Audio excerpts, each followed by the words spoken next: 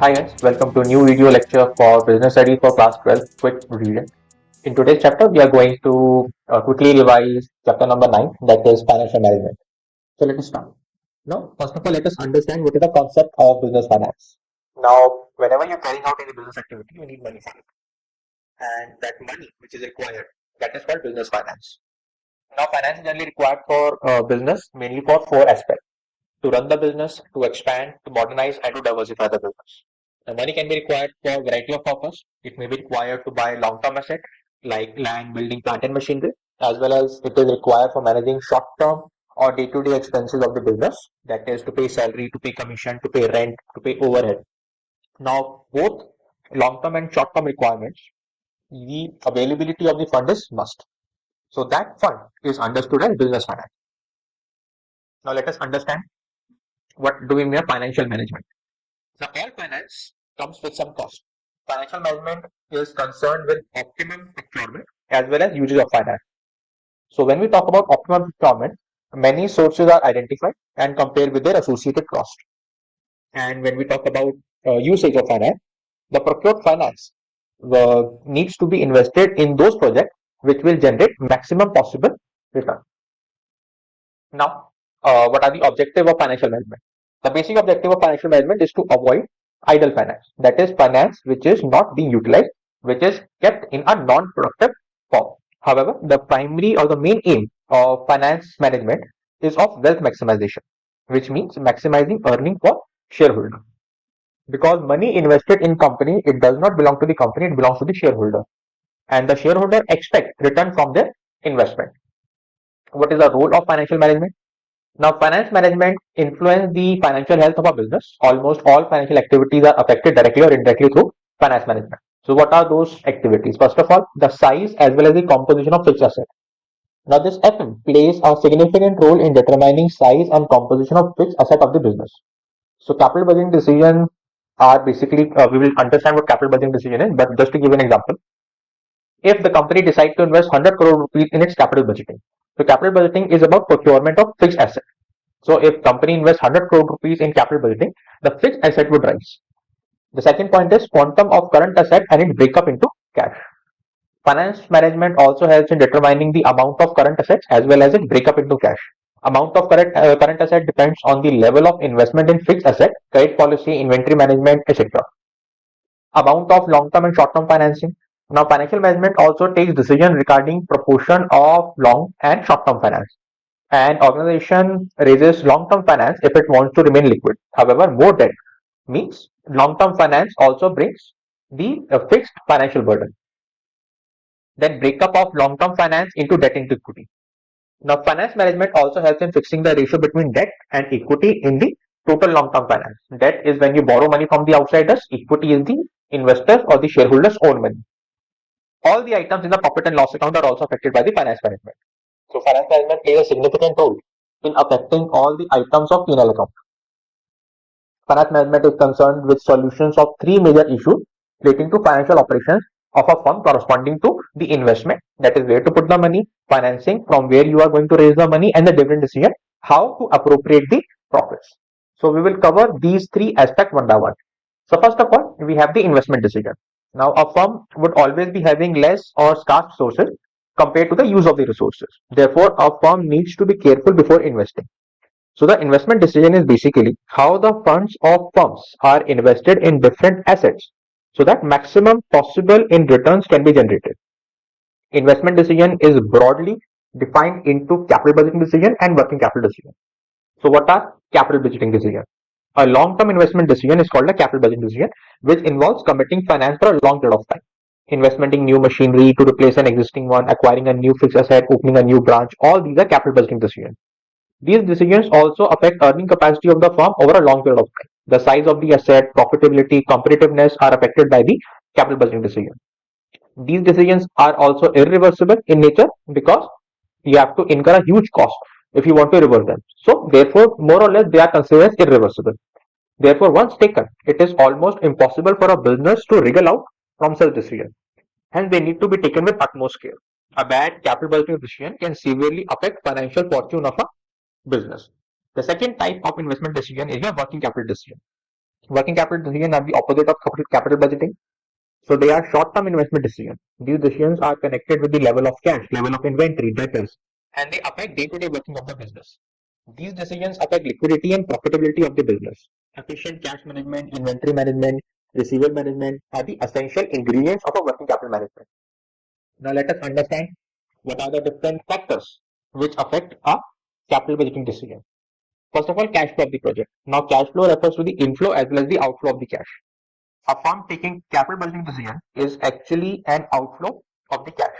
Before making such outflow of the cash, it is advisable to calculate expected inflow from such investment. Cash flow of the business is estimated in form of cash receipts and cash payment.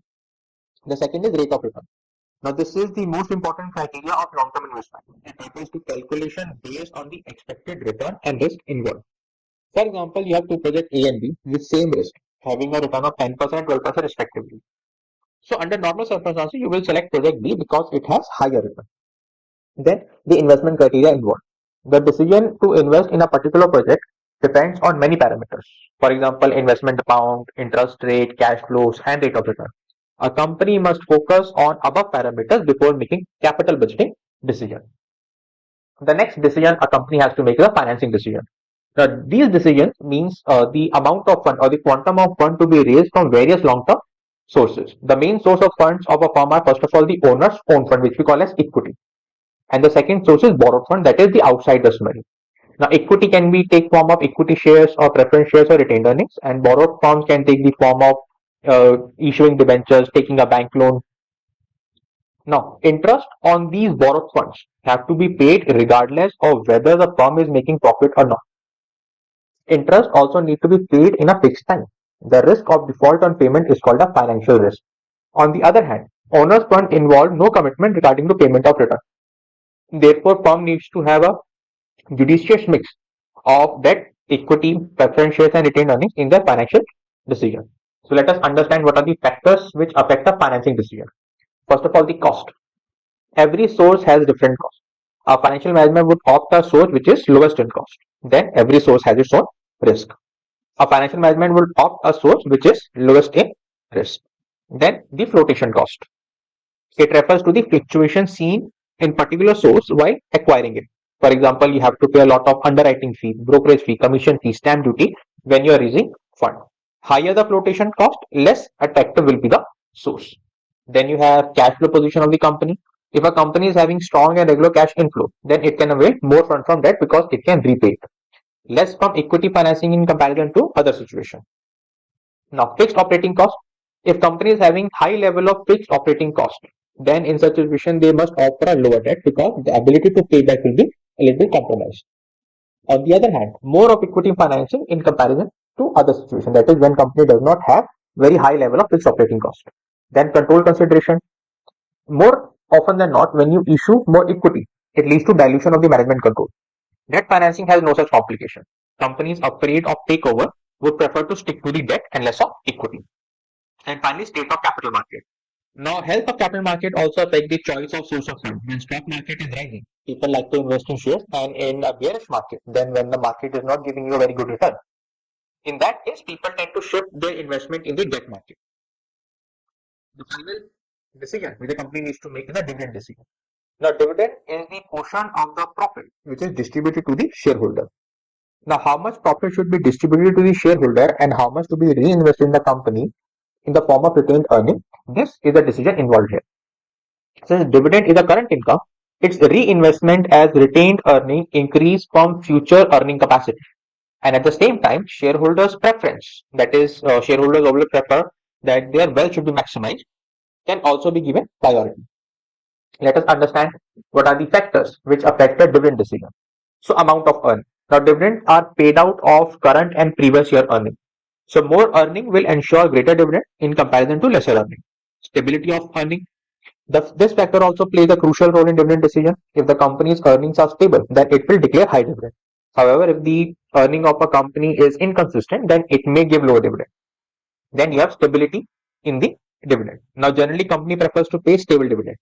When company is sure that earning potential of the company has increased, not only for current year but also for the future years, then company may think of increasing the dividend. In case if the changes in earning is small or minor, then dividend distribution is not altered a lot. Then you have growth opportunity. The company which are having good growth opportunity, they need more money to meet their investment. Hence, dividend distribution is a company tends to be lesser. However, when company do not have any good growth opportunity, then dividend payout will increase. Cash flow position, dividend is outflow of cash. Company may be profitable but short of cash. In such case, surplus cash firm can pay more dividend. In case of shortage of cash, company declares low dividend. Then shareholder preference. Company always keeps shareholders' preference in mind. If shareholders are expecting some amount of dividend, then company tries to declare the same. Because many shareholders are people who do not have a regular source of income, like retired people, old people. They rely on regular income from the dividend. And then you have taxation policy. Tax charged by government on dividend distribution of company also influences the dividend decision. If tax on dividend is higher, then company will issue less dividend. And in case if the lower tax is charged by the government, then company may think of increasing the dividend. You have stock market reaction. When company increase their dividend, it is seen as a positive sign, and share price of the company in the stock market may go up.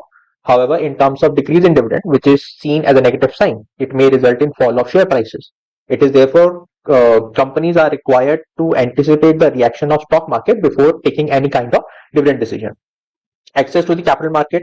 Large companies which have easy access to capital market, so that is company which have good credit worthiness, so they due to this reason, the companies have good credit worthiness in the market. They rely less on the retained earnings. Hence, dividend distribution in such companies on the higher side, because you can arrange funds from the debt. However, firms with limited access to the capital market, they tend to make sure that they have sufficient amount of retained earnings with themselves. Though, therefore, they will declare a lower dividend. You have legal constraint. Every company has to comply with the provisions of Companies Act while declaring dividend. Certain provisions of Companies Act may act as a hindrance, or management must be careful while paying out dividend. You have contractual constraint. While granting loans to a company, lender may impose restriction on paying dividend. The company must make sure dividend payout do not violate any kind of loan agreement. Now, let us come to the financial planning concept. What is financial planning? Now, the financial blueprint of an organization future operation is known as financial planning. So there are two basic objectives of financial planning. First of all, the right quantity of fund is available at the right time, and secondly, avoiding of the non-productive finance, that is the idle finance. If adequate funds are not available at the right time, then firm will not be able to honor its objective. On the other hand, excess fund would result in wasteful expenditure. Financial planning can be of two types. It can be long term, that is the capital expenditure program. Short term, it relates to the budget. The financial management and the financial planning are both different terms. When we talk about financial management, it involves procurement and usage of funds with respect to the wealth maximization of the shareholder. On the other hand, financial planning tries to forecast the requirement of funds in terms of both the amount, that is the quantum, as well as the tenure, that is the time. So what are the objectives? So first of all, it ensures, hold on, it ensures availability of funds whenever required. Financial planning aims that sufficient funds are available for different purposes, such as purchase of asset, day-to-day business expenditure. Apart from this, financial planning also helps in estimating the time at which these funds should be available. Right fund, right time. Second, ensuring that firm does not raise funds unnecessarily. Excess funding is as bad as inadequate funding. A good financial planning ensures that surplus money are kept in best possible use. Otherwise, idle money will raise the fixed cost. Hence, financial planning is must. Now let us see the importance of financial planning. It tries to forecast what may happen under different business situations. By doing so, it helps them to face eventual situation in a better way. It helps in avoiding shock and surprises of business, help companies to prepare for the future. It also helps in coordinating various business functions, providing clear policies. It helps in preparing detailed action plan for reducing the wastage of resources and gaps in planning. It tries to link present with the future. It also acts as a main link between investment and financial decision on a continuous basis. It helps in preparing detailed financial objectives for better evaluation of actual performance. The next topic is the capital structure. Now, on the basis of ownership, sources of business fund can be classified into two categories. You have the owner's fund and you have the borrowed funds. Owner's fund consists of equity share capital, reserve and surplus, or retained earnings. Borrowed funds can be seen in the form of loans, debentures, public deposits. Now, capital structure, it refers to the judicious mix of both owner's fund, that is the equity, and the borrowed fund, that is the debt. A capital structure is said to be optimal when proportion of equity and debt is designed in such a way which results in increased price of the share, that is wealth maximization for the shareholders. Now, what are the factors which affect the choice of capital? First of all, the cash flow position of the company. If a company is having strong and regular inflow of cash, then it can avail more debt from the market. If and similarly less from equity financing in comparison to the other situation. Control consideration: in case of more equity lead to dilution of time and control over business. Debt financing has no such complication. Companies which are afraid of takeover, they would prefer more debt and less of equity. State of capital market. Now, health of capital market also affect the choice of source of fund. When the stock market is bullish, it's rising, people like to invest in shares, so the company can get more funds from the equity. But in a bearish market, that in a depressed market, people tend to shift their investment to the debt market. Flotation cost, it refers to fluctuations seen in particular source while acquiring it. So, for example, you have to pay a lot of fees, you have to pay a lot of charges, professional fees in the form of underwriting, brokerage, commission, stamp duty. If the flotation costs are higher, the source will become less attractive. You have regulatory framework. Every company has to operate within the regulatory framework provided by law. While raising funds from banks, the company have to follow guidelines issued by RBI. At the same time, while raising funds from equity, they have to follow guidelines given by the SEBI, Security Exchange Board of India, which regulates the capital market. The relative ease of procedure to raise funds also affect the choice of capital structure. Then you have capital structure of other companies. Now, a new company designing its capital structure surely would like to refer capital structure of existing company in the same industry. Thus, we can say that capital structure of one company does has its effect on the capital structure of the other companies also. Tax rate. Tax is the outflow of cash. It is charged by the government.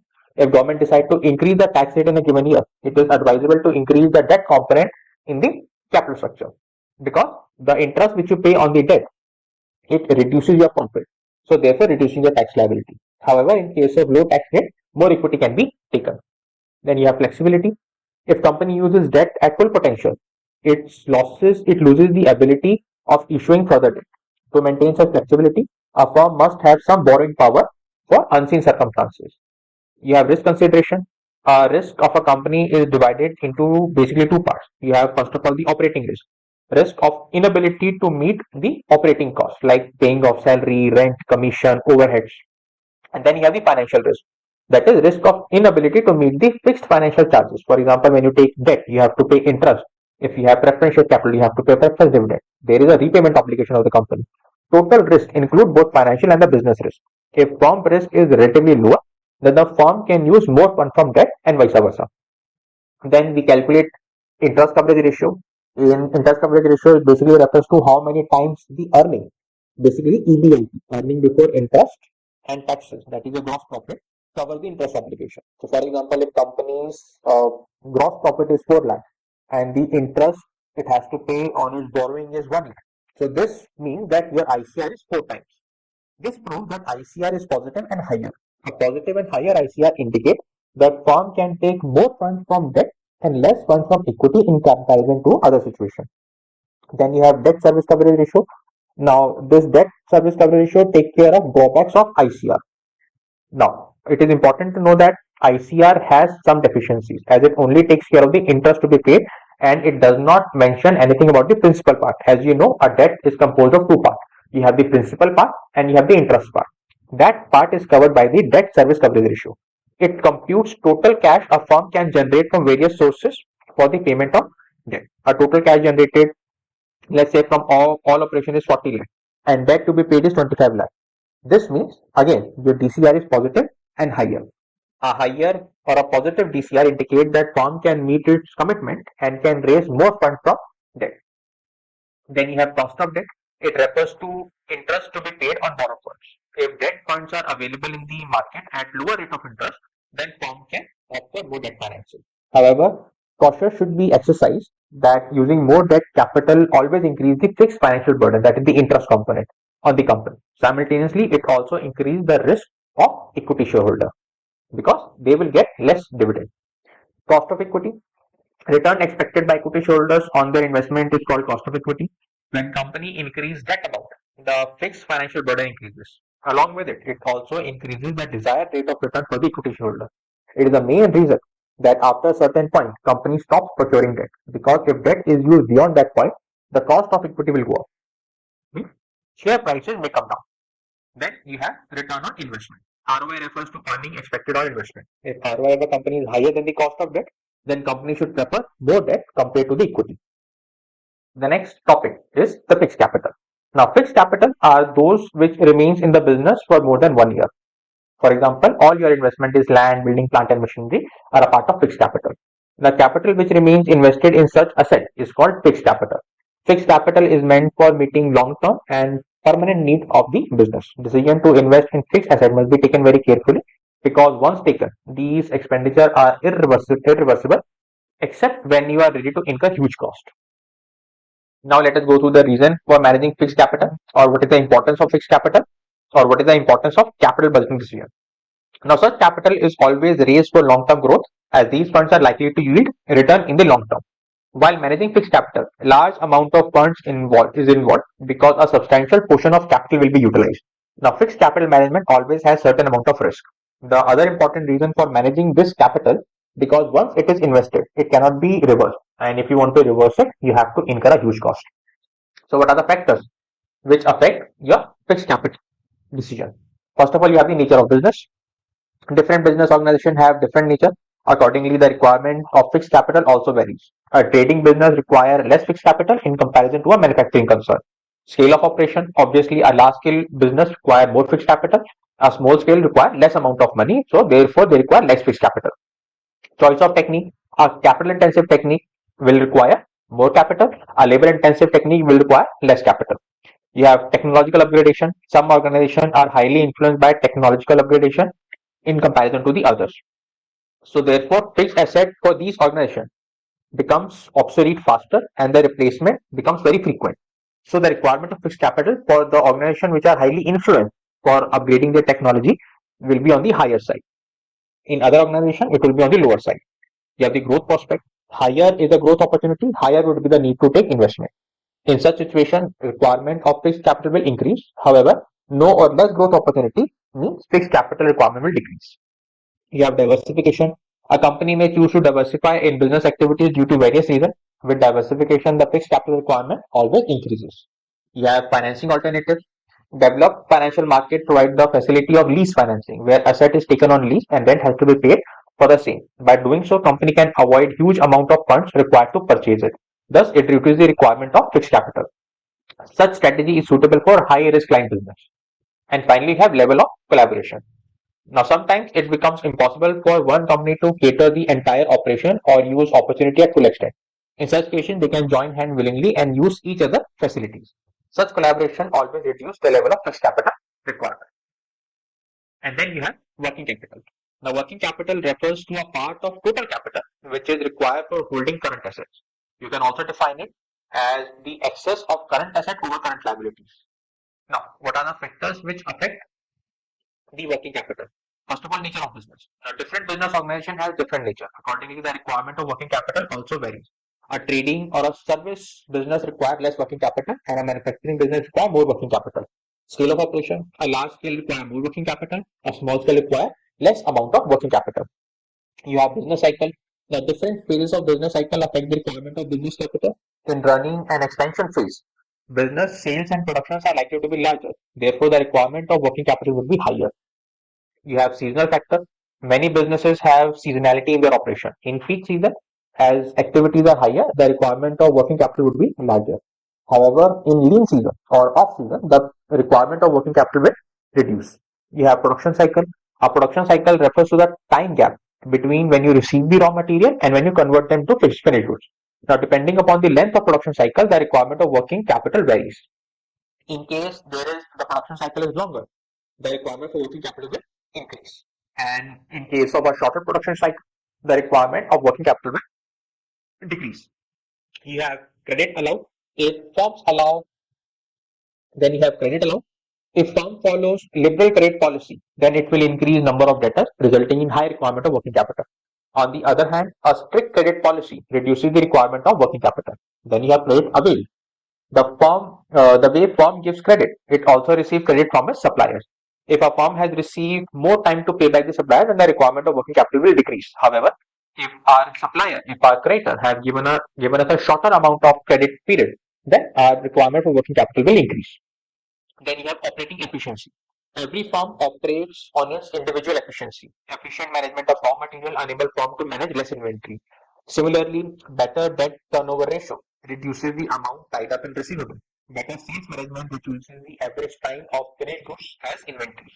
Such efficiency reduce the level of raw material, debtor, finished goods, and reduce the requirement of working capital. Then you have availability of raw material.